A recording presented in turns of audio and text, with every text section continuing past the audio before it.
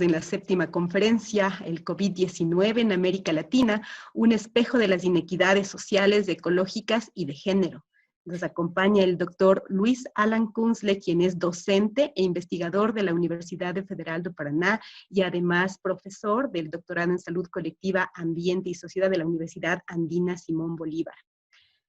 Para continuar, les recomendamos que ustedes mantengan una conexión de internet de 128 kbps. Además que se pueda quizá tener un micrófono tipo diadema y sabemos que la modalidad de esta conferencia será que el expositor nos comparta su presentación y el chat estará siendo dirigido una vez terminada la conferencia. De activarse sus micrófonos, les pedimos por favor que lo inactiven manualmente, esto para evitar interferencias durante la conferencia. Doy paso a Fernanda Solís, quien es la directora del área de salud. Buenas noches, querida Fer. Buenas noches, querida Doris, querido Luis Alan, compañeros, compañeras, muchísimas gracias por acompañarnos en esta 7ª conferencia virtual. Hoy tenemos la enorme alegría de contar con Luis Alan Kunzle. Luis Alan compartió con nosotros un año de trabajo, de militancia, de viajes, de docencia, de investigación en la universidad y pues nos dejó una huella profunda a todos y todas quienes pudimos compartir este tiempo con él. Así que Luis Alan, nos alegra muchísimo tenerte aquí la noche de hoy. Vamos a presentarte. Luis Alan hizo su doctorado en automática e informática industrial en la Universidad Paul Sabatier de Toulouse, Francia. Hizo su postdoctorado con nosotros en Salud Colectiva, Ambiente y Sociedad en la Universidad Andina Simón Bolívar en Quito y trabaja directamente con el doctor Jaime Brel. Ya Luis Alan les contará más a detalle justamente en algunos modelos de análisis matemático en el campo de la determinación social de la salud. Es profesor titular jubilado de la Universidad Federal do Paraná en Brasil y es miembro del Núcleo de Estudios en Salud Colectiva y el Observatorio contra la Utilización de Agrotóxicos de la UFPR. Y como bien lo mencionaba Doris, también tenemos el honor de contar con él como profesor del doctorado en Salud Colectiva, como tribunal de varias tesis doctorales y como profesor también en algunos de nuestros programas de maestría. Bienvenido Luis Alan, sabemos que allá tienes 2 horas más, así que te agradecemos por el esfuerzo, por el tiempo y por la energía. Gracias, Fer. Me voy a compartir la presentación.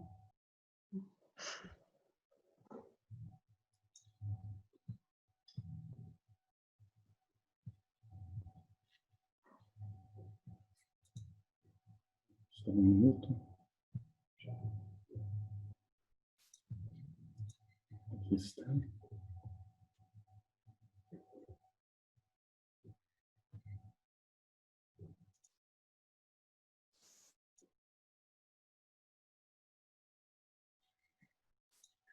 No logro compartilhar a apresentação. Podemos esperar a que se cargue. Si es que a ti en la pantalla te aparece que está compartida, ¿sí? Se va a cargar. Ah, aquí, sí, está. Perfecto. ¿Ahí están? Sí, ahora está. Perfecto. Bom, para empezar, quero agradecer a invitação que me foi hecha por Maria Fernanda. É honor estar participando em este webinar com o grupo da área de saúde de Andina. Tenho que felicitar também esta proposta de discutir a saúde coletiva em tempos de pandemia, uma vez que há montão de seminários, de webinars, pero pouco deles são críticos e então é muito interessante ter uma outra mirada sobre a pandemia a partir da saúde coletiva e sobretudo a partir da saúde coletiva latino-americana. Tenho que pedir desculpas ao público porque vou falar pouco em portunhol, pouco de las deficiencias de de lengua, voy a pedir disculpas anticipadamente. El tema del seminario que me voy a presentar hoy es el COVID-19 en América Latina. Y este es una propuesta de mirar en qué punto las propuestas, los modelos, las análisis que hacemos en epidemiología crítica, en salud colectiva, en determinación social, pueden aportar para discutir la salud colectiva. Pensar en América Latina es pensar largo. ¿Qué es América Latina? ¿Qué es América Latina y Caribe? Sabemos que es una parte del continente americano, sabemos que también es un espacio geográfico, que también es un espacio geopolítico con todos los países que componen esta región del planeta. El concepto América Latina y Caribe es un concepto etnogeográfico. Somos, en cuanto latinoamericanos, casi 700 millones de personas, y este territorio se construyó históricamente con sus pueblos originarios, con distintos procesos de colonización en distintas regiones por distintos colonizadores. Tuvimos aquí una fuerte y larga esclavitud. Tuvimos, tenemos y vamos tener todavía fuertes migraciones internas y externas. Componemos distintas regiones geográficas. Ecuador está en la región andina, Brasil en el cono sur y las diferentes regiones geográficas de América Latina, y una hermosísima diversidad étnica y cultural. Creio que são elementos que temos que discutir e pensar, e para mim é muito forte pensar em discutir e falar de América Latina, sobretudo como brasileiro, e creio que é porque há músico brasileiro que disse que em sua canção que o Brasil se põe de espaldas à América Latina, e isto também é a diversidade que temos entre as culturas que compõem este continente. Pero quando buscamos informações em internet sobre a América Latina, encontramos muito frequentemente que é a região a mais desigual do planeta. A palavra desigual é interessante tomá-la com cuidado. Em saúde, de maneira genérica, são as diferenças de saúde entre os indivíduos ou entre grupos de indivíduos. Pero para nós outros é mais forte pensar que são as inequidades em saúde, as diferenças injustas e evitáveis, seja em el estado de saúde, seja em el acesso aos equipamentos, aos sistemas de saúde, ou o desenvolvimento que uno pode ter. E essas inequidades estão muito presentes em todos os países da América Latina, e vamos a explorar e analisar um pouco isso em esta apresentação. Em esta apresentação me vou poner a discutir 4 tipos de inequidades que são, creio, mais importantes para nossa discussão com respeito à pandemia. As inequidades sociais e econômicas, as inequidades de classe, as inequidades de gênero, as inequidades étnicas e as inequidades raciais, e também como se manifestam estas inequidades em el território, em os diferentes territórios que compõem a América Latina. De verdade, não sou especialista em nenhuma destas de maneira específica. É muito difícil para uno falar, sobretudo uno que vem de uma origem europeia, do colonizador, falar de los problemas de classe, homem falar de gênero, as diferenças étnicas e raciais. Me vou a poner em la posição de militante latino-americano que busca compreender como se dão essas inequidades e como podemos construir meios de transformar a América Latina em um espaço que não seja tão lleno de inequidades.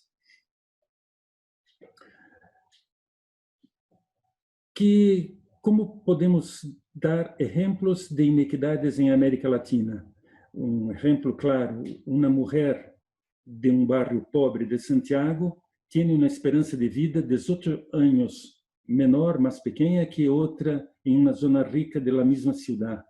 Não necessitamos falar só de Santiago de Chile, isso se reproduz em Rio de Janeiro, isso se reproduz em la Ciudad de México.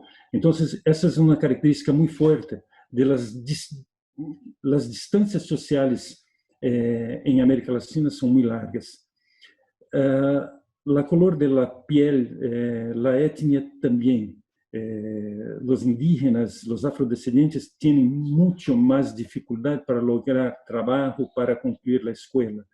Creio que a conferência de Adolfo da semana passada foi muito clara com as dificuldades de acesso que têm os afrodescendentes e os indígenas.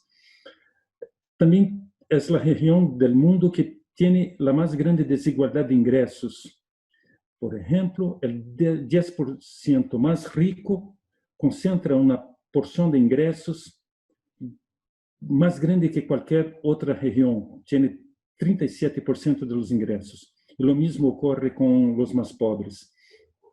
Se miramos o país mais desigual da América Latina, com mais inequidades, que é o Brasil, meu país, os ingressos do 1% mais rico é 34 vezes o que recebe a metade de todos os pobres do Brasil, que em uma mediana recebem algo como $170 estadunidenses. Os blancos recebem 43% mais que os negros, os homens 29% mais que as mulheres, e se hacemos um cruzamento de dados, podemos inferir o que ocorre com as mulheres negras em situação debaixo da escala social em Brasil. Um outro elemento importante, a parte das inequidades socioeconômicas de classe em Brasil, está o que hacemos com a natureza em América Latina. Temos um extrativismo, saqueo. Hablo de extrativismo como qualquer forma de atividade econômica basada em la expropriação de grandes quantidades de lo que chamamos de recursos naturais e que, em geral, em grande parte, têm como destino a exportação ao mercado mundial. Há escasso processamento em essas mercancias e há que pensar que extrativismo não é só minério ou petróleo, mas também os setores agrícolas, florestais, pesqueiros, entre outros. Tivemos esse saqueio permanente desde a invasão, desde Colón, e passamos a um período mais recente, temprano, com o que se logrou chamar ou definir como neo-extrativismo, o período que começou com os governos ditos progressistas em América Latina, um período de 2003 a 2008 que poderíamos chamar de um período de positividade, que foram os governos progressistas se utilizaram dos recursos naturais para tentar garantizar mais direitos públicos e serviços públicos às populações, sobretudo para os pobres. Foi o período que se estabeleceram os ditos direitos da natureza, que foram inseridos em las constituições. Em Equador é exemplo clássico disso. Depois tivemos um segundo período, de 2008 a 2013, de los megaprojetos. E aí foi o programa de aceleração de crescimento de Lula e Dilma em Brasil, com megaprojetos como o projeto Belo Monte de recursos energéticos hidrelétricos em Amazônia, com gravíssimos problemas com as comunidades indígenas. Lo mesmo ocorreu com Equador, com Bolívia. Em Bolívia, Evo Morales tentou expandir o agronegócio com conflitos com os indígenas. Em Equador se recuperou a mineria a cielo aberto e foram. O mesmo ocorreu com o delta de Orinoco, com Chávez em Venezuela. Em 2013 começaram o progressismo perdeu as eleições, ou tivemos os golpes parlamentares, como em Brasília e em Bolívia, ou a perda por eleições em outros espaços, e o extrativismo sigue forte, mas com muito mais força, com os governos de direita, que podemos chamar de uma exacerbação da dependência. Em la carta que vocês podem ver, temos uma distribuição das diferentes formas de extrativismo que se realiza hoje por toda a América Latina. Exemplos gravíssimos como a ganaderia, que entra de forma muito acelerada em Amazônia, a soja, o fracking em Argentina, e este modelo se expande em toda a América Latina. Então, essa é uma outra característica muito forte de nosso continente. Vivimos em la política período extremamente conservador e neoliberal.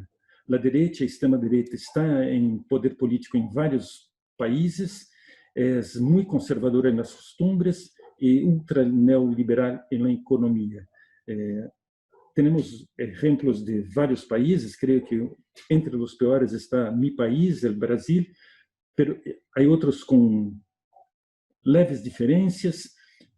Pero a América Latina foi tomada por uma ola conservadora e neoliberal. A partir deste retrato, deste fotograma de América Latina, há 3 meses temos uma pandemia que aterrizou em el continente. Creio que o primeiro caso foi o 26 de fevereiro em Brasil, e de maneira muito triste, pero emblemática, a primeira morte em Rio de Janeiro foi uma mulher trabalhadora doméstica que se infectou de sua patrona, que havia feito viagem de turismo em Itália. Então, começou com a infecção da classe alta, e quem pagou o preço foi uma trabalhadora mulher doméstica.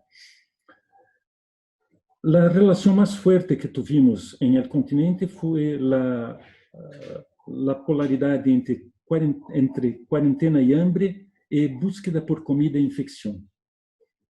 Não parece haver sentido falar de teletrabalho, uma vez que a população pobre não tem acesso a recursos digitais. No caso de Equador, só 3,5% dos trabalhadores têm acesso a recursos digitais. Mesmo as facilitações de crédito que foram dadas por los governos a los empresários para pago de salários não tocam. Temos países em que a força de trabalho informal representa 60% da força de trabalho. É pior em alguns países de América Latina. Então, receber salário significa uma parte não significativa de los trabalhadores. Mesmo os bônus, as subvenções que foram dadas por países como Peru, Argentina, Brasil, Bolívia, Chile, Colômbia e muitos outros, no llegan a muchas familias por un problema de brecha digital. Y vamos a hablar con eso. El acceso a los bonos interrumpió la cuarentena de una parte significativa de personas para buscar el bono en los bancos. Un tercio de los brasileños tienen un acceso muy precario a Internet. Y tuvimos colas interminables en el banco público que hizo la distribución de los bonos en Brasil. Hay que tener en cuenta una realidad social que se distribuye en toda la América Latina. La más grande favela de São Paulo tiene, segundo la Central Única de Favelas, la CUFA, 220.000 personas ahí viviendo. Y como resultado de la pandemia, los barrios con más muertes por COVID en São Paulo es el foco de la pandemia en Brasil, los que tienen más muertes son los barrios que están en la periferia de la ciudad, son los barrios pobres. Esta realidad de distribución espacial de la infección de la pandemia se reproduce en el modelo de sociedad que tenemos. No está restrito a América Latina o a países de dependencia económica como los nuestros. El gráfico que ustedes tienen en tela muestra los barrios de Barcelona, en España, y se ve que los barrios con una renta media, que es la mitad de la renta media mínima, son los barrios que tienen un más grande número de incidencia. Entonces, la pandemia que empieza con los que salieron en América Latina para Estados Unidos, para España, para Italia, se paga un precio más alto en las comunidades más con menos condiciones de vida. Un otro elemento importante que creo que tenemos que tener en cuenta, pandemia y racismo. Puse una comparación de Brasil y de Estados Unidos porque se repite. En Brasil, la población negra autodeclarada representa 9,3% de la población. Pero con el coronavirus, con la pandemia, 1 en cada 4 hospitalizaciones son de la población negra, 23%, y 1 en cada 3 muertes, 33%. Isso se repete de maneira, às vezes, pior em Estados Unidos. Los negros en Luisiana son un tercio de la población, pero suman 70% de las muertes. Alabama, lo mismo. En Chicago son 30% de la población y suman 68% de las muertes. Un otro elemento importante son las notificaciones y las informaciones asociadas a la pandemia. Vamos a volver a hablar un poco de eso. Pero un tercio de las notificaciones en Brasil no tienen información con respecto a raza, lo que no permite que uno pueda seguir y acompañar y construir políticas por falta de información o por una información sesgada. No tener los registros no permite responder las patologías previas para, por ejemplo, las personas de raza negra. Un otro punto que no podemos dejar de hablar son la cuestión de género. ¿Por qué la crisis golpea más fuerte a las mujeres? Casi 80% de los empleados del sector de salud son mujeres. Eso se repite en toda parte, en Europa, en América Latina. Lo mismo con los empleados de supermercado, de limpieza. Estes estão em la primeira linha, estão mais expostos, pagam um custo mais grande, tanto físico quanto emocional. As mulheres têm que provar a si mesmas quando estão em posição, mais que os homens em posição de liderazgo. Muito importante, 85% de los que estão solos com filhos são mulheres.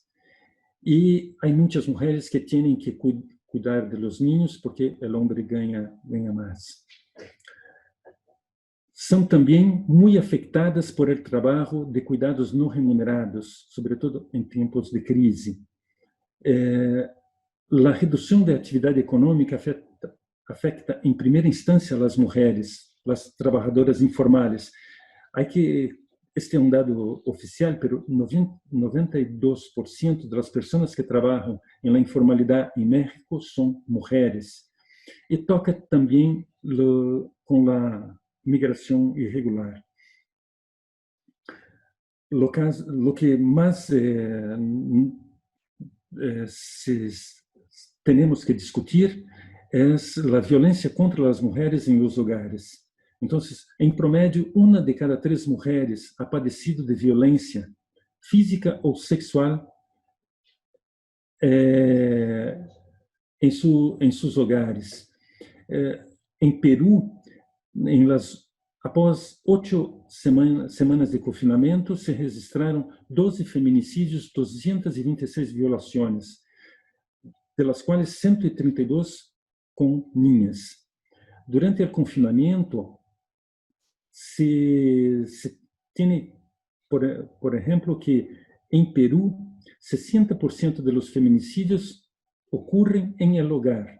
E em el momento que temos o confinamento, passamos a ter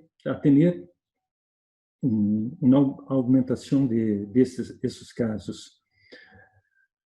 Quando se estabeleceram programas de linhas telefônicas de denúncia, em Peru, houve, com a quarentena, incremento de 43% em las chamadas. Lo mesmo ocorre em Argentina, com 39%, Colômbia, 103%, México, 60% mais de chamadas. 84% das demandas judiciais em México não contemplaram os recursos legais para proteger as mulheres. Temos também um grave problema com o poder judicial, que não tem sensibilidade, são homens, são machos, que não têm sensibilidade para a questão de gênero e a violência contra as mulheres. Dado este retrato de América Latina, como os governos, como o sistema de saúde em geral, tratou de fazer a gerência desta pandemia. Lo puso como título, como a pandemia foi tratada por la burbuja biomedical. De início, se falou que seria só um novo vírus, que íbamos que ter o tempo necessário para buscar as vacinas e que íbamos ter a necessidade do confinamento para permitir que as camas hospitalares estivessem em número suficiente para o número de pessoas que iam a necessitá-las. Se propuso, então, aislamento, mascarilha e poucas pruebas de detecção e uma esperança de vacuna. Estávamos em esta linha de visibilidade, uma pandemia, e tínhamos só isso como visibilidade, mas que escondia, que esconde, que está oculto em toda esta pandemia. O resultado da burbuja biomédica nos dá ações individualizadas, uma medicina privada, laboratórios privados, investigações privadas, informações sem transparência e também muitas ações xenófobas. Temos que fazer el aislamiento, poner mascarillas, lavarnos las manos, lavar las compras, comer en el lugar, pero lavarse las manos con qué agua? Si tenemos problemas sanitarios muy expresivos en América Latina de acceso al agua. Uno que vive en la calle, ¿con qué plata se va a comprar mascarillas y renovar estas mascarillas? Comer en el lugar, pero ¿qué comer en el lugar? Los bonos, una parte significativa de las personas no tuvieron acceso a bonos. Y se tuvo lo que tiene una expresión de un lado interesante, bella, de acciones caritativas, pero son reducidas a grupos muy pequeños. Y la extrema derecha, tanto en América Latina como en Europa, empezó a hacer el cierre de fronteras, controles migratorios, tuvimos resultados de xenofobia con migrantes, con haitianos, con venezuelanos. Isso se pudo observar em todos os países.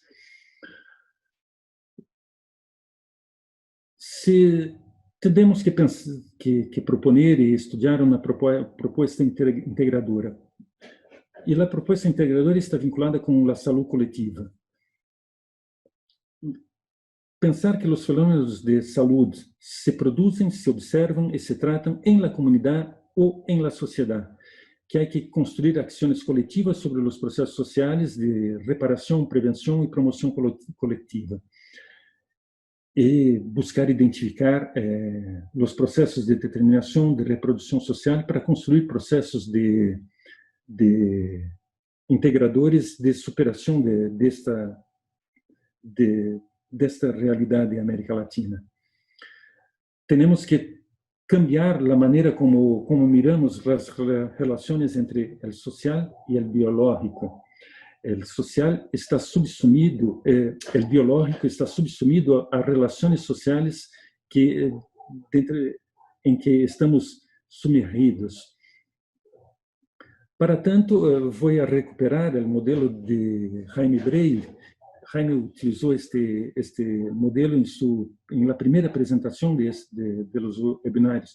Há uns poucos cambios, pero se pensamos em el indivíduo, em las infecções, em las condições de vida del indivíduo, esse indivíduo está involucrado com relações de classes sociais, de gênero, relações étnicas, relações raciais, de território. Quando falamos de indivíduo em que su biológico, suas manifestações biológicas, chamamos aqui de embodiment, as expressões de saúde, de enfermidade, ou as expressões fenotípicas e genotípicas, estas expressões, lo que se manifesta em el indivíduo, está subsumido a determinações de esta natureza, do grupo social e das diferentes relações em las quais este indivíduo é parte, e estas relações são resultado de processo de reprodução social bajo o capitalismo, que hoje está muito claramente com a característica de uma aceleração da acumulação de capital. Este modelo de sociedade determina, genera relações com a natureza de metabolismo ecossistêmica muito claros e muito específicos. Estas relações nos dão expressões de determinação social em la natureza, em la dimensão general da sociedade, em las dimensões particulares dessas expressões de classe, gênero, étnicas, raciais e territoriais, e em el indivíduo. Qualquer proposta de transformação tem que passar por ações transformadoras integrales que têm que atuar no solamente sobre las expresiones en las diferentes dimensiones, pero también en cambiar esta reproducción social por acumulación de capital. Lo que creo que es importante tomar en cuenta es que acciones como la burbuja biomedical, que van a actuar solo sobre el individuo o de manera sesgada sobre colectivos de indivíduos, no tienen capacidad, no tienen condición de generar cambios necesarios.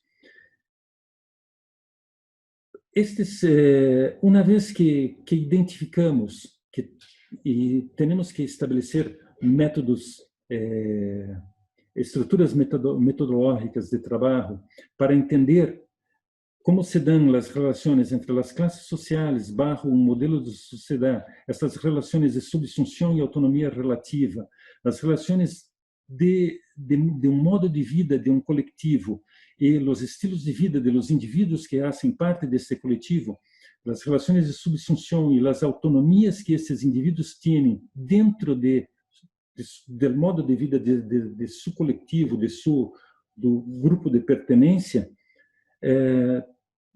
tenemos que establecer y buscar lo que Bray muy afortunadamente presenta como identificar quais são os processos protetores e destrutivos em las diferentes dimensões, tanto general como particular, como singulares do estilo de vida de um indivíduo e como se manifesta isso em seu corpo físico, como se manifesta isso em el coletivo donde este indivíduo está inserido. E quando hablo de não é um coletivo de uma maneira tão de junta, quando digo um indivíduo por diferentes miradas pode estar associado a uma determinada classe social. Uma mulher tem características próprias das relações de gênero que podem estar vinculadas a diferentes, que podem estar atravessadas por diferentes classes sociais. Uma mulher negra de uma comunidade quilombola tem elementos de análises que têm que passar por as questões de classe, por as questões de gênero, por as questões raciais. Então, quando dizemos que observar uma estrutura social implica que temos que ser capazes de identificar as diferentes relações que atuam sobre os diferentes indivíduos e os diferentes espaços sociais que esse indivíduo tem as diferentes relações. Identificar processos protetores e processos destrutivos em las diferentes dimensões. Cambiar uma estrutura social implica, por prevenção, atuar contra os processos destrutivos e, por promoção, atuar a favor de los processos protetores. A pergunta que poderíamos poner aqui seria: temos uma proposta integradora, esta proposta integradora de saúde coletiva, desarrollada em América Latina, na epidemiologia crítica, que foi muito fundamentada por Jaime Bray. Temos esta proposta integradora e temos hoje uma pandemia em América Latina. Que relações podemos estabelecer entre a proposta e o contexto da pandemia? Creio que temos dois momentos a pensar: as ações em emergência, a mitigação, e as ações de transformação. Para falar de la mitigação, me vou decidir a falar de la mitigação por exemplo, que é o caso de Peru. A pergunta: por que as medidas de confinamento não impediram que Peru seja o segundo país da América Latina com mais casos de Covid? Foi dos primeiros a poner os cidadãos em quarentena, se prorrogou essa quarentena 5 vezes.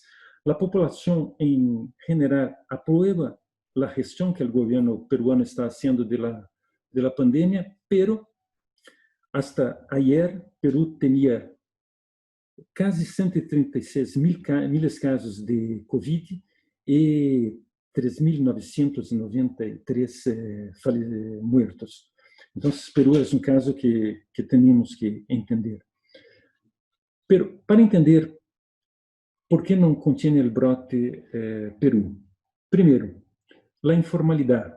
Alrededor de 71% de la población activa de Perú vive de la economía informal o se desempeña en oficios en los que tienen sus ingresos día a día. Para abastecerse, solo 22% de los hogares pobres de Perú tienen refrigeradora. Los peruanos compran su comida en los mercados. 86% de los vendedores del mercado de frutas Lactoria en Lima estaban con COVID, segundo datos del gobierno. El Perú fue el país que puso, con respecto al PIB, el volumen más grande de bonos por su población, pero solo 38,1% de los peruanos tienen cuenta bancaria. Los peruanos tuvieron que irse de manera aglomerada en los bancos para buscar la plata necesaria, los bonos, para vivir. Y hay en Perú una característica muy clara de hacinamiento en casa. 12% de los hogares pobres de Perú son viviendas hacinadas. Uno no logra mantener la distancia social en su propia casa. Lo que voy a volver a este modelo. Las acciones hechas por el gobierno peruano no tomaron en cuenta relaciones de clase, relaciones de género, relaciones raciales, étnicas y de territorio para pensar en sus acciones. Por eso las acciones hechas por el gobierno peruano no tuvieron resultado en la situación real de la sociedad peruana. Pensar en las acciones que un gobierno tiene que tomar para mitigar la pandemia tiene que tener en cuenta los elementos de esta propuesta, de una propuesta integradora como esta.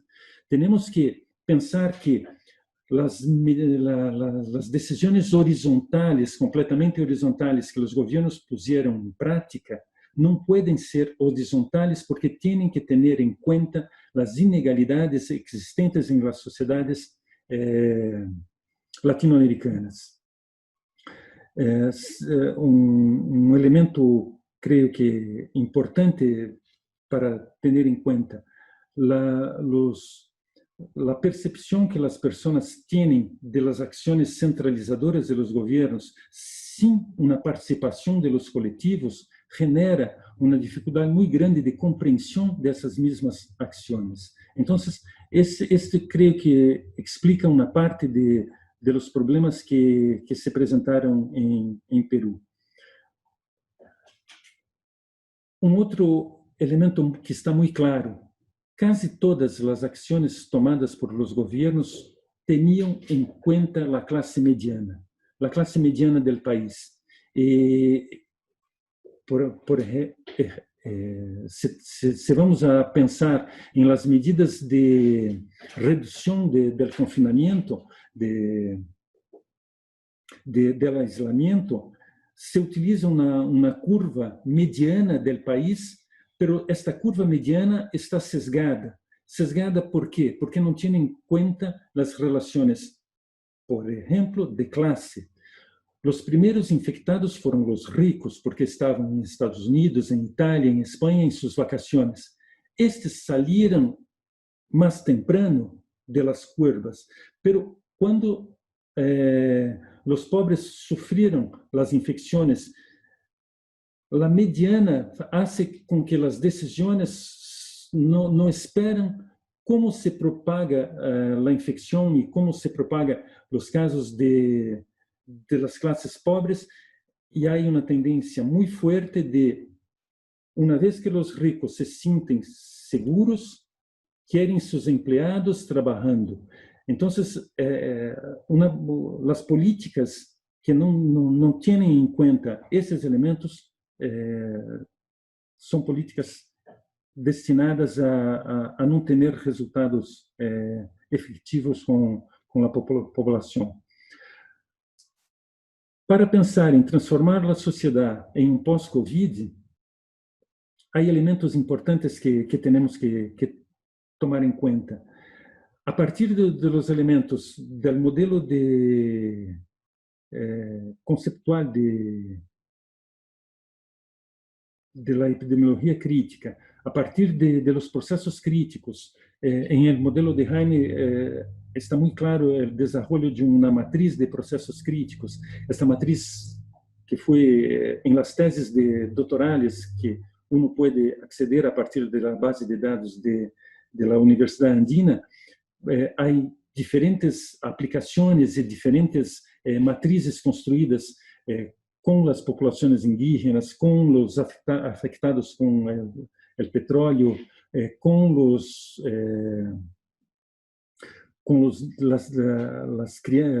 niños e niñas de Cuenca, e há diferentes modelos que podem ser acessados e uno pode compreender, pero a partir dos processos que são a base de uma ação transformadora, há que vincular as coletividades ao processo transformador para buscar relações de monitoreio participativo comunitário, entre outras. E neste ponto, há cambios necessários que creio que a epidemiologia crítica e a saúde coletiva podem aportar elementos importantes a partir dos processos críticos. Temos que buscar, se pensamos em la dimensão general, sem dúvida, temos que buscar o fim do capitalismo, novo modo de produção. Uno não pode pensar que vamos a lograr cambio dentro do marco do capitalismo. Pero o cambio, uma ação anticapitalista, tem que ser uma ação coordenada, tocando desde o singular, o indivíduo, desde os diferentes grupos sociais, cambiando os modos de vida e de maneira coordenada e dialéctica, ações em nível geral da sociedade. Temos que pensar em uma produção orientada às necessidades e não uma produção orientada ao comércio. É fundamental pensar em novas relações de gênero, com o fim do patriarcado, novos modos de consumo. Temos que incorporar a interculturalidade em todas as dimensões, em todas as ações. Respeito, não só respeito aos saberes tradicionais, mas têm que a ser parte dos saberes em los modos de vida, em los estilos de vida. Recuperar respeito à natureza, e há teses e discussões interessantes que temos que seguir, como a proposta de Alberto Acosta de discutir decrescimento, sobretudo em el norte. Não podemos manter o modo de consumo e os modos de vida dos países ricos. A terra não tem condições de manter este tipo de sociedade. Creio que é fundamental pensar que temos que incorporar as 4 S em las relações sociais, as 4 S que propõe Jaime Breyer, de uma vida sustentável, soberana, solidária e biosegura. Creio que estes são elementos que temos que buscar para pensar a América Latina, a pandemia, como agir, accionar agora e como buscar uma transformação efetiva em el futuro. Só a mitigação com processos de inequidade tão fortemente estabelecidos tem, infelizmente, uma pouca efetividade. Era este o resumo que eu queria apresentar a vocês. Graças. Muchísimas gracias, querido Luis Alan, por tu magnífica presentación.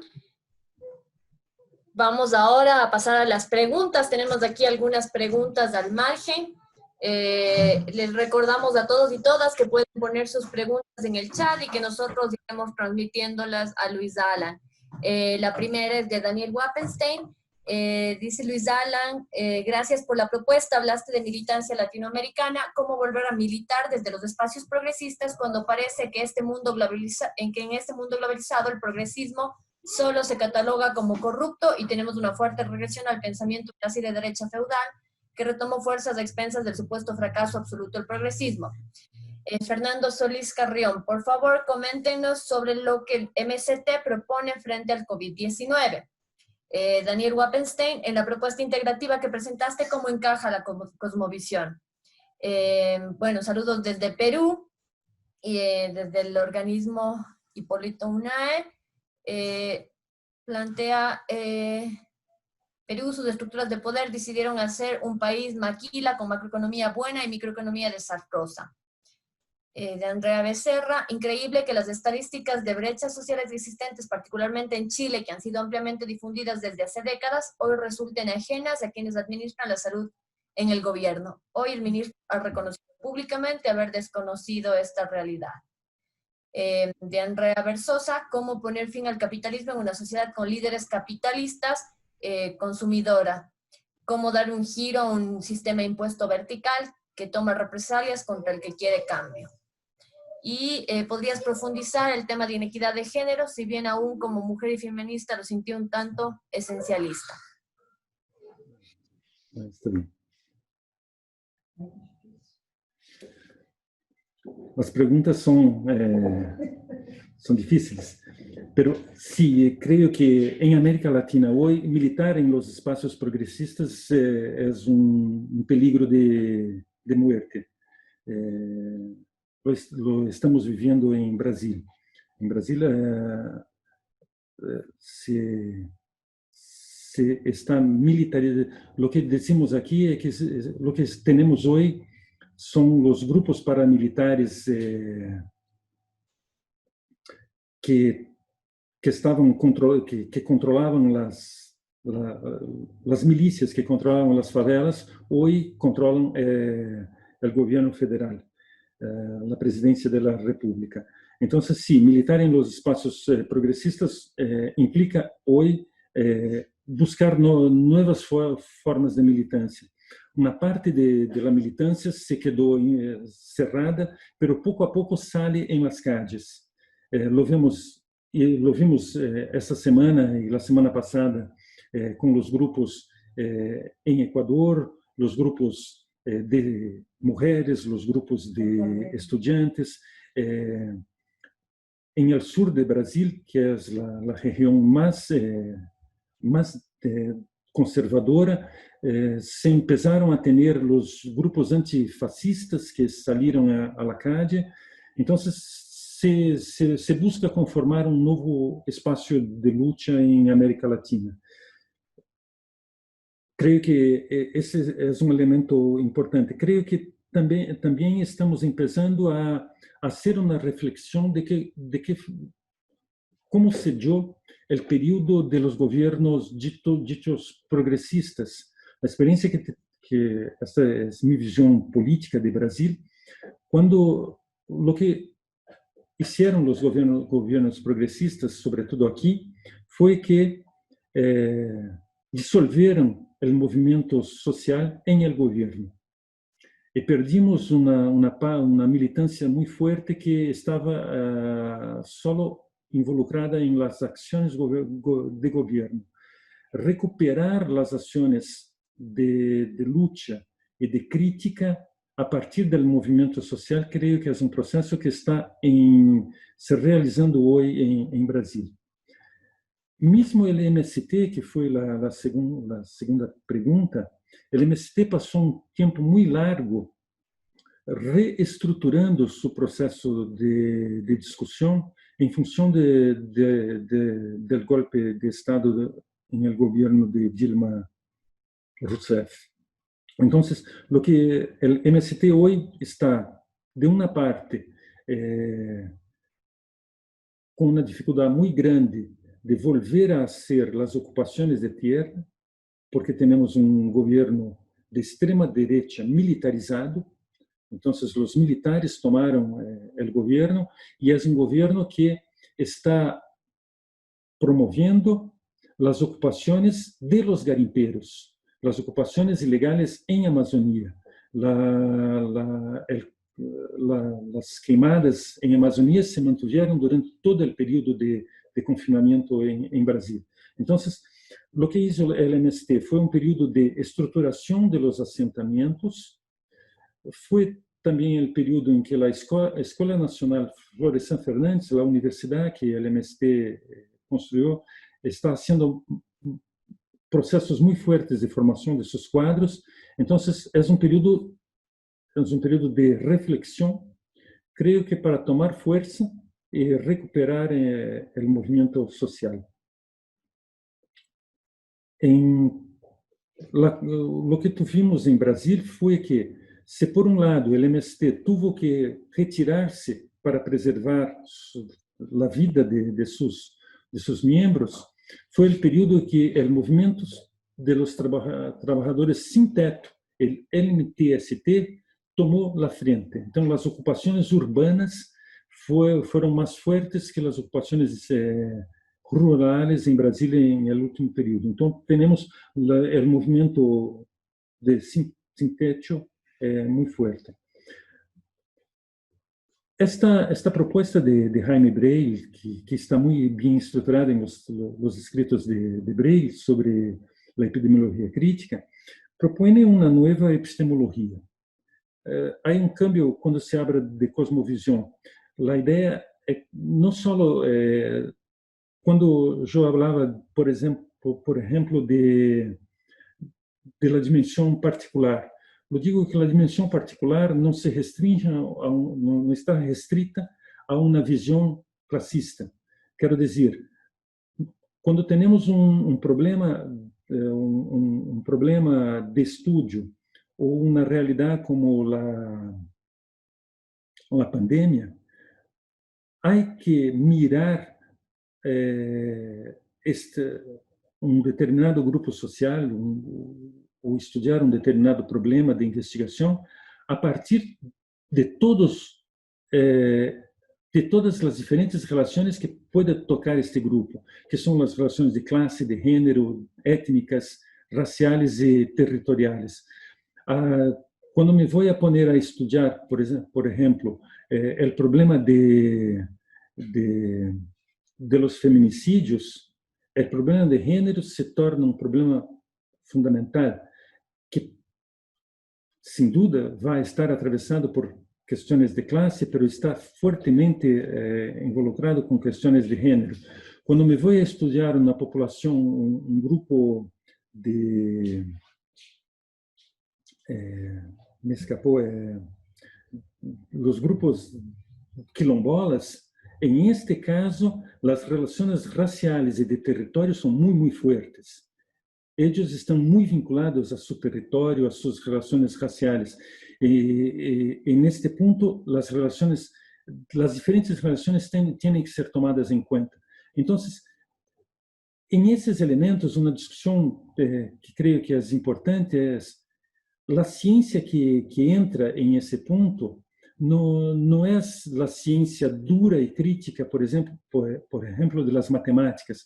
Em estes grupos, me vou a poner diferentes tipos de análises e estatísticas, pero lo que orienta o trabalho é a búsqueda de processos de transformação. Esses processos de transformação, os dados, os números, as informações, são as informações necessárias para identificar os processos. Pero esses processos têm que ser identificados com o conjunto de las pessoas involucradas. O objeto não é um objeto aislado de análises científicas.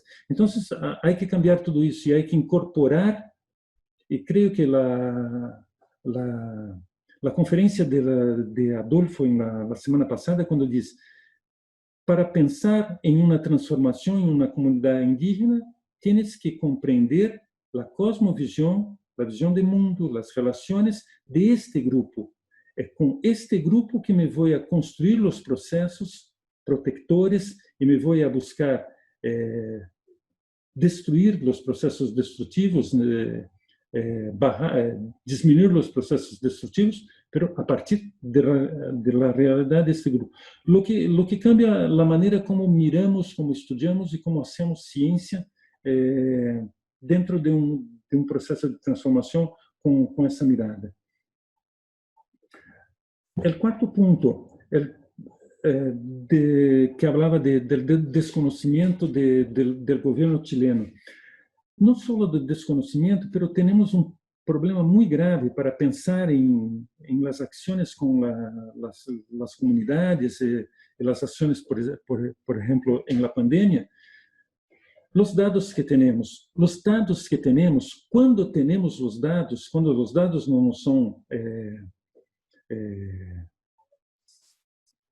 los accesos a los dados son cerrados, pero mesmo os dados que temos acesso são dados sesgados. Sesgados em quê? Sesgados em el modelo biomedical. Nos quedamos com dados com uma dificuldade muito grande de identificar as reais relações de classe, para identificar de maneira efetiva, a partir dos dados públicos que temos acesso, as diferentes relações, os diferentes modos de vida, como se como se estabelece, se hacen as relações de opressão de gênero e outras. Então, hoje, não só temos que buscar compreender como se estrutura a sociedade a partir da proposta da epidemiologia crítica da saúde coletiva, como temos que cambiar o conjunto de informações com as quais nós temos que trabalhar. Isso se dá muito claramente, temos condições de observar com as investigações que os estudantes de las cortes de doutorado do programa de Andina. É interessante como têm que estruturar miradas distintas da sociedade para que a búsqueda de dados não seja uma búsqueda de variáveis, de factores, pero dados que puedan construir processos de transformação. Sí, es verdad, tenemos un sistema vertical y la propuesta, creo que una de las conferencias va a tocar este punto. Tenemos que partir para miradas de monitoreo participativo comunitario. Tenemos que horizontalizar el proceso de transformación. El proceso de transformación no va a se dar por la toma de poder en un gobierno. El proceso tiene que ser construido a partir con las comunidades y con las diferentes, y con el cambio de diferentes tipos de relaciones. Por el tiempo, el punto de género creo que es un punto que es muy largo y como tenía que... Fueron dos puntos que yo no pude aprofundizar, que fue género y territorio. Creo que las discusiones de territorio son también muy fuertes. Y en género tenemos un histórico de opressão em América Latina e que mesmo as propostas de los partidos de esquerda, dos governos progressistas, não lograram cambiar. Se miramos todos os líderes da esquerda progressista, são homens que tinham todo o poder e que centralizavam em eles toda possibilidade de câmbio. Isso se viu com Rafael Correa em Equador, com Evo Morales em Bolívia, com Lula da Silva em Brasil. É impressionante quando se mira hoje para discutir o passado dos governos petistas. Dilma Rousseff se queda à margem. O líder, o homem que dá a direção do partido continua a ser Lula. Então, esse passivo é um passivo duríssimo que temos que recuperar en las discusiones en América Latina. Muchas gracias, Luis Alan. Tenemos una última ronda de preguntas. Es de Francisco Maldonado. ¿Es necesario un nuevo modelo económico descartando un modelo capitalista, pero tampoco un Estado controlador represor? De Harold Álvarez. Doctor, ¿considera que deberíamos abordar el manejo de COVID como región para mitigar las brechas? De Berta Luz. Magnífica presentación, son ideas muy importantes. ¿Qué estrategias utilizar para que estas ideas lleguen a los tomadores de decisiones? De Maldonado, ¿es necesario un nuevo modelo económico descartando un modelo capitalista? Perdón, este está repetido, disculpen. En cómo se han visto afectadas las mujeres, también se ha visto incremento de la separación del recién nacido de su madre hasta por 5 días en espera de un resultado de la prueba para el SARS-CoV-2, con el consecuente uso de leches artificiales y dificultades posteriores para la lactancia natural. Eso genera miedo a amamantar, también tendencia a recomendar cesáreas innecesarias para supuestamente evitar el contagio y la entrega de donaciones de leches artificiales en disimuladas entre respiradores e insumos de bioseguridad. De Adolfo Maldonado. Hola Luis, felicitaciones. Los estados han recurrido a los estados de emergencia y al control policial de la población, pero no se recurrió a facilitar la información a barrios y a comunidades para que en esto se tomaran decisiones adecuadas. ¿Ves esta pandemia como una vuelta de tuerca más de la imposición estatal? Berta Luz, gracias, magnífica presentación. Por favor, articular un poco más sus reflexiones en relación con los problemas ambientales y los desafíos de construcción de salud ambiental. José Luis, en una sociedad colonizadora por el saber positivista en salud, que se reproduce en la academia, en las investigaciones, en las publicaciones, el modelo médico hegemónico, cómo transformar desde la interculturalidad esa matriz de poder colonizante que ubicado en las periferias del conocimiento, la sabiduría de otras cosmoexistencias y de los otros saberes y sabidurías en salud. Las 4 S resumen los aspectos a fortalecer post-COVID, pero cómo construir con modelos neoliberales que se han tomado toda América Latina.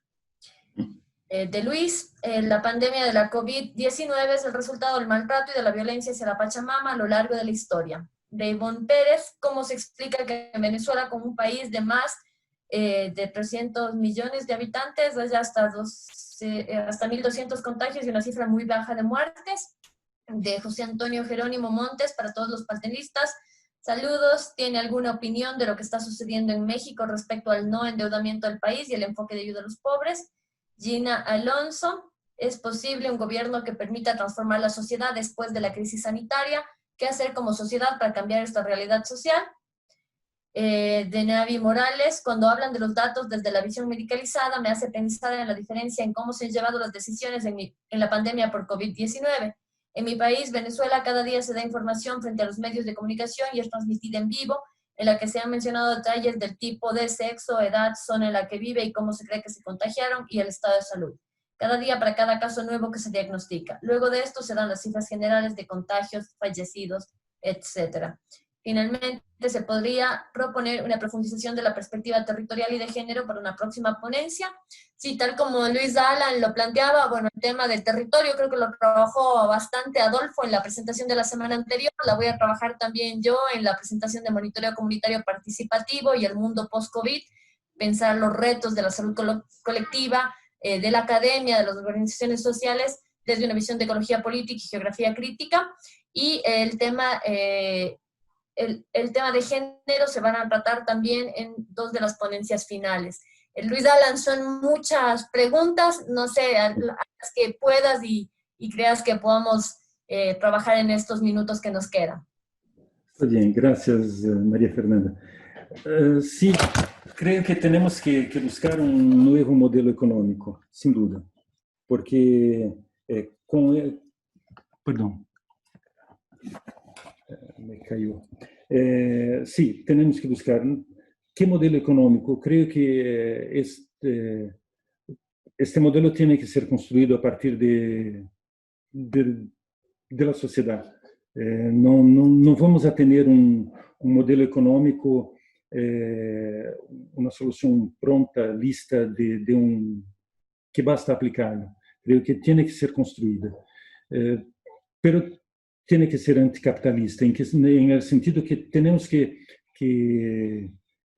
romper con la mercantilización de todo.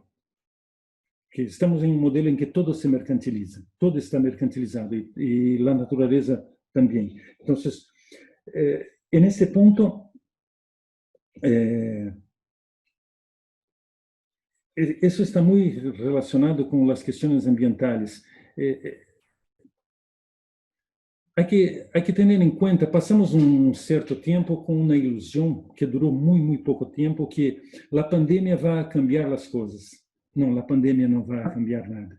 Os países que estão saindo da pandemia, China é um exemplo, os níveis de poluição em diferentes regiões de China que volvieron são mais grandes que em el mesmo mês do ano passado.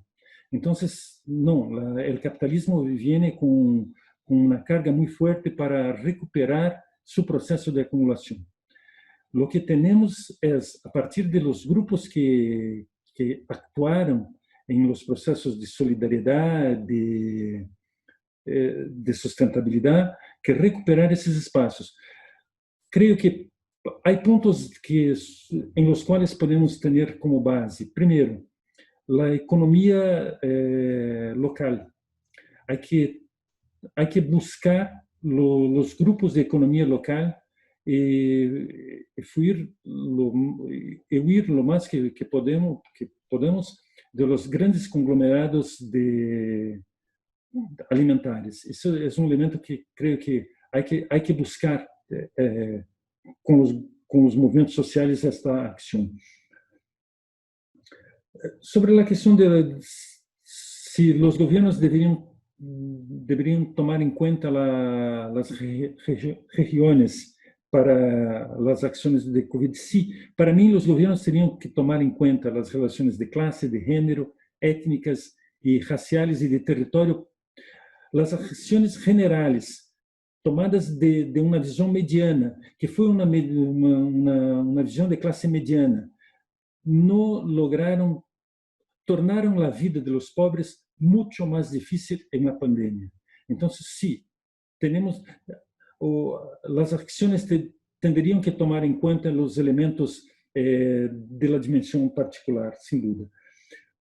Como uma das questões dizia como levar a decisão aos bairros, né? Como os governos não tomaram em conta os elementos de classe, de gênero, não criaram políticas específicas de informação aos diferentes grupos sociais, informações destinadas às mulheres, informações destinadas às mulheres que poderiam sofrer problemas de acoso, de violência em el hogar.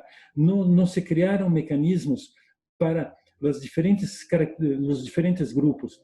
A Central Única de Favelas tuvo em Rio de Janeiro que se substituir ao Estado.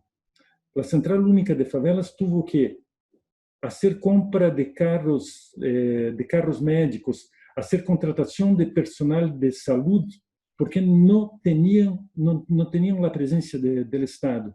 Então, houve uma substituição do Estado por as comunidades. Como ligar a los tomadores de decisão com modelos como esse? Creio que temos que incorporar modelos críticos em los processos de formação. É fundamental. Há que trazer este processo em nossos espaços de formação. Isso a pandemia mostrou, que a criação de webinars, a criação de grupos de discussão, de outros espaços de formação em que podemos incorporar uns que estão muito lejos em processos de formação, creio que é um elemento que temos que tomar em conta. Com respeito, como disse, em la questão ambiental, tenho acordo que discutir território, creio que Maria Fernanda vai fazer, território e as relações com a natureza, há que fazer cambios muito fortes. O modelo de destrutivo que temos em América Latina, temos que lutar contra. Há exemplos muito interessantes da luta contra o fracking em Argentina e outras lutas contra a mega mineria em Equador e que temos que pôr em marcha e insistir com y agregar más gente. En Venezuela tengo la impresión que no tenemos las informaciones necesarias para hablar. Tenemos muy pocas informaciones. No, me cuesta creer que en sociedades que la pandemia no esté presente, el coronavirus no tenga acceso a estas comunidades, pero es muy difícil. Tengo pocas informaciones, tanto de Venezuela quanto de México, sobre como México está manejando, pero os números de México também não são esperançosos. Então, são economias muito parecidas em México, Brasil, e creio que em los barrios pobres vamos a ter problemas muito fortes. Por el pouco tempo, María Fernanda, creio que são elementos que puedo contestar. Genial, Luis Alan, muchísimas gracias. A propósito del tema de megaminería, justo hoy tuvimos una rueda de prensa aquí en el país, luego de las declaraciones de rendición de cuentas del 24 de mayo del presidente Moreno, en donde afirma que Ecuador saldrá de la pandemia con megaminería, con la intensificación mega minera, y pues desde ahí ha salido un hashtag muy importante para nosotros, para todos los ecologistas populares, que dice mega minería, otra pandemia. Y creemos que en Ecuador, en efecto, en los próximos meses y en los próximos años, la intensificación del extractivismo petrolero con todas las presiones de las empresas presentes en nuestras dos provincias del norte amazónico, así como el extractivismo minero en el sur de la Amazonía, Morona, Santiago y Zamora Chinchipe, van a determinar una reapertura del catastro minero, una firma acelerada de convenios para la explotación. Ahora mismo, Fruta del Norte, que es uno de los proyectos de oro más grande de América Latina y que, como les comentaba hace algunas semanas, tiene un nefasto historial en varios países africanos, ha continuado trabajando pese a la resistencia comunitaria y a la exigencia de cumplimiento del principio precautorio. Entonces creo que nuevamente digamos de esta frase, ¿no? El corona es del virus, pero la pandemia es del capitalismo. Y creo que es lo que está debajo del iceberg que hoy nos has presentado muy lúcidamente.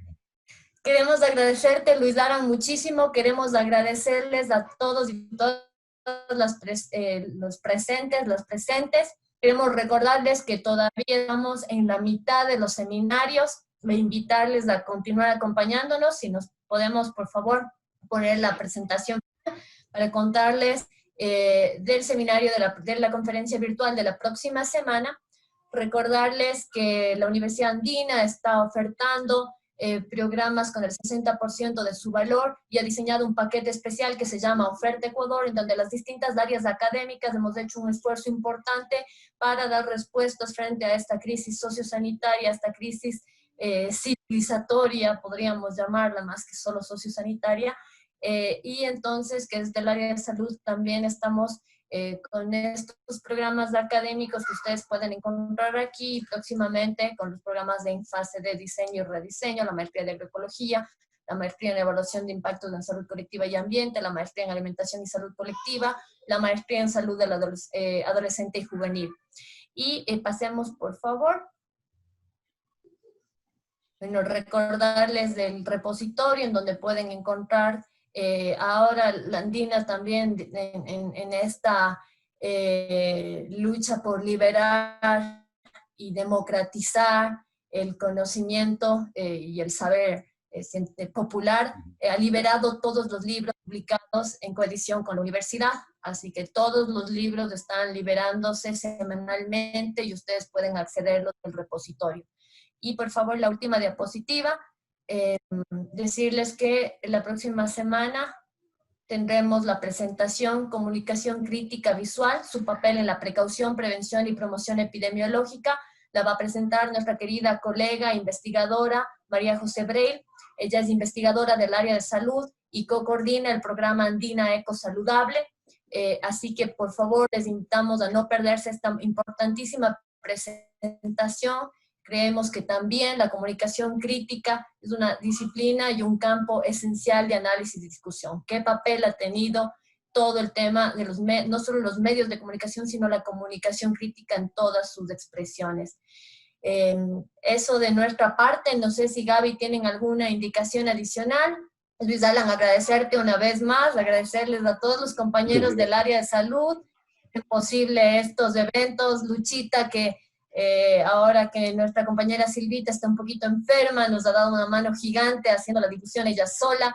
Dorisita, que siempre está apoyando en las presentaciones, la conducción, todos los compañeros y compañeras del programa Andina Saludable, el doctor Braille, que lo coordina, los compañeros y compañeras del programa Andina Eco Saludable, del Observatorio Regional, por supuesto los compañeros de la Unidad de Gestión Virtual de la Educación, un montón de manos y corazones puestas en estas conferencias.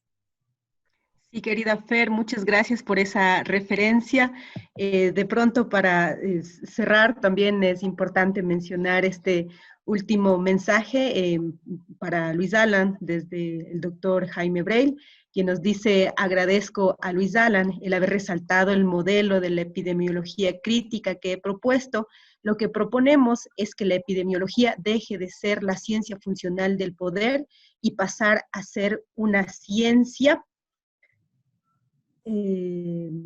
intercultural, emancipadora, que contribuya a una transición hacia otro modelo de sociedad basada en acciones de reforma, no del reformismo que se impuso en la era del progresismo, debe ser, ¿no? Es parte de una metacrítica desde las miradas emancipadoras de la epidemiología crítica que genera desde la lucha indígena y de la academia. Eso para cerrar con este importante agradecimiento del doctor Braille hacia Luis Alan. Eso para comentar. Muchísimas gracias.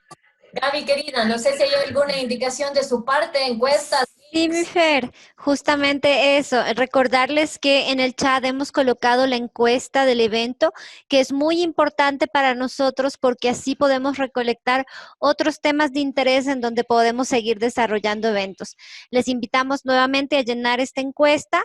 Les agradecemos a Luis, María Fernanda, a Doris por nuevamente cerrar exitosamente este evento y les comunicamos que la plataforma va a estar abierta durante unos segunditos más si quieren seguir enviando sus mensajes, y una excelente noche para todos. Gracias.